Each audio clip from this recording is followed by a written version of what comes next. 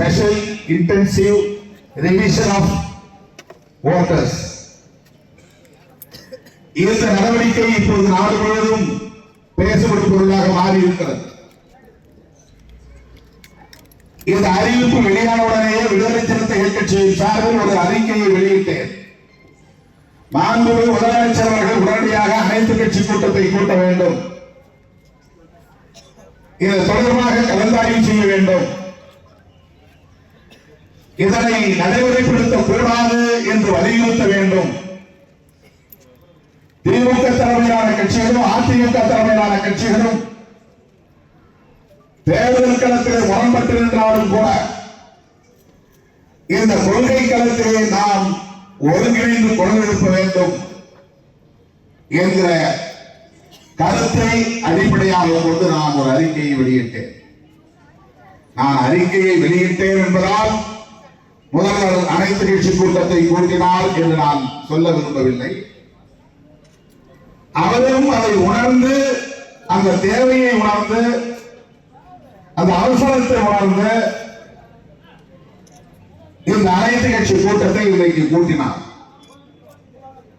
அதிமுக, பாஜக ஆகிய இரண்டு கட்சிகளும் ஒரே கூட்டணியாக இன்றைக்கு இணைந்திருப்பதாக சொல்லுகிறார்கள். எனவே அவர்கள் இந்த கூட்டத்திலே பங்கேற்க வாய்ப்பில்லை என்பது நமக்கு தெரியும். ஆனாலும் அந்த கூட்டணியோடு இன்னும் தங்களை அடையாளப்படுத்திக் கொள்ளாத சில கட்சிகள் உள்ளன. திமுக கூட்டணியிலும் இல்லாத கட்சிகள், அதிமுக கூட்டணியிலும் இன்னும் உறுதிப்படுத்திக் கொள்ளாத கட்சிகள். உதாரணத்திற்கு பாட்டாளி மக்கள் கட்சி, தேசிய திராவிட தேமுதிக, தேசிய முற்போக்கு திராவிட கழகம், புதிய தமிழகம், தமிழக மக்கள் முன்னேற்ற கழகம், டிடிவி தினகரன் அவர்களின் அமமுக, நடிகர் விஜய் அவர்களின் கட்சி, இப்படி பல கட்சிகள். இவர்கள் எல்லாரும் இந்த அனைத்து கட்சி கூட்டத்தில் பங்கேற்றிருக்க வேண்டும், அவர்களின் கருத்தை பதிவு செய்திருக்க வேண்டும்.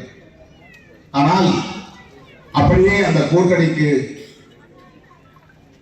செல்ல வேண்டும் என்கிற உணர்வோடு இருக்கிற அந்த கூட்டணியில் இடம்பெற வேண்டும் என்று கருதுகிற இந்த கட்சிகள், தேமுதிகவை தவிர மற்ற கட்சிகள் இந்த கூட்டத்திற்கு வரவில்லை. ஆனால் தமிழக மக்கள் முன்னேற்ற கழகம் பங்கேற்றது. திரு ஜான் பாண்டியன் அவர்களின் தலைமையிலான கட்சி. இரண்டு கூட்டணியில் இடம்பெறாத பல கட்சிகள் சட்டமன்றத்திலோ நாடாளுமன்றத்திலோ உறுப்பினர்களை இல்லாத கட்சிகள் கலந்து கொண்டன. எதற்காக இந்த கூட்டம்? மிக முக்கியமாக நீங்கள் கவனிக்க வேண்டும். இது நாடு முழுக்க விவாதிக்கப்பட வேண்டும். இது வழக்கமான வாக்காளர் பட்டியல் சீர் செய்யும் நடவடிக்கை அல்ல. ஆண்டுதோறும் வாக்காளர் பட்டியலை சீர் செய்வதற்கு தேர்தல் ஆணையம் அறிவிப்புகளை செய்கிறது. ஒரு குறிப்பிட்ட நாள் அறிவிப்பு செய்யப்பட்டு ஒரு குறிப்பிட்ட காலவரையில் நீங்கள் உங்கள் பெயர் வாக்காளர் பட்டியலில் இடம்பெற்றிருக்கிறதா என்று சரிபார்த்துக் கொள்ளலாம். ட்ரெண்டை ஃப்ரெண்ட் ஆக்கிக்கோங்க. தந்தி டிவியின் சப்ஸ்கிரைபர்ஸ் அண்ட் ஃபாலோவர்ஸ் குடும்பத்தில் நீங்களும் இணையுங்க.